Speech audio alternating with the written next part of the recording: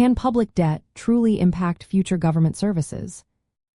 Imagine a government borrowing money today and wondering if it will affect the services we're relying on tomorrow. That's what public debt is all about. When governments spend more than they collect in taxes, they borrow money to fill the gap. This borrowing adds up over time, creating a large amount of public debt. The big question is, does this debt limit what governments can do in the future? The answer is yes, public debt can influence future government services. When a government has to pay back borrowed money, it spends a significant part of its budget on interest payments. These payments are like a bill that keeps growing as the debt increases. Because of this, governments might have less money left over for things like schools, hospitals, roads, or defense.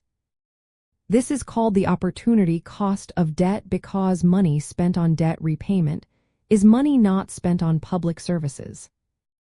As debt grows, governments often have to make tough choices.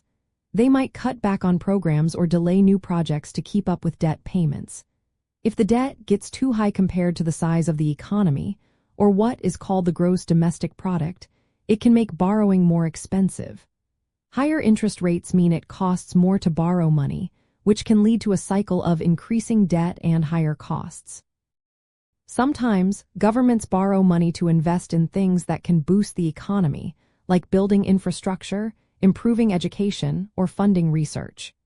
If these investments succeed, they can help grow the economy and increase future tax revenues.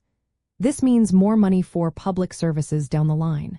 So, not all debt is bad.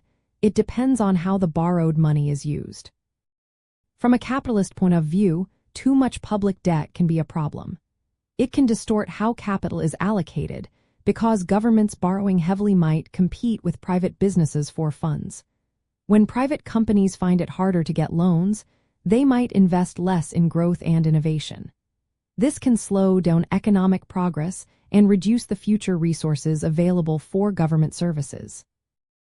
Managing public debt wisely is key to making sure it doesn't hurt future services. Governments need to balance borrowing with investments that help the economy grow.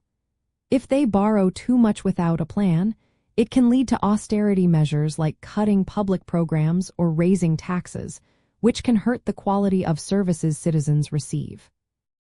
On the other hand, responsible borrowing for productive investments can help ensure that future generations enjoy better services and a healthier economy.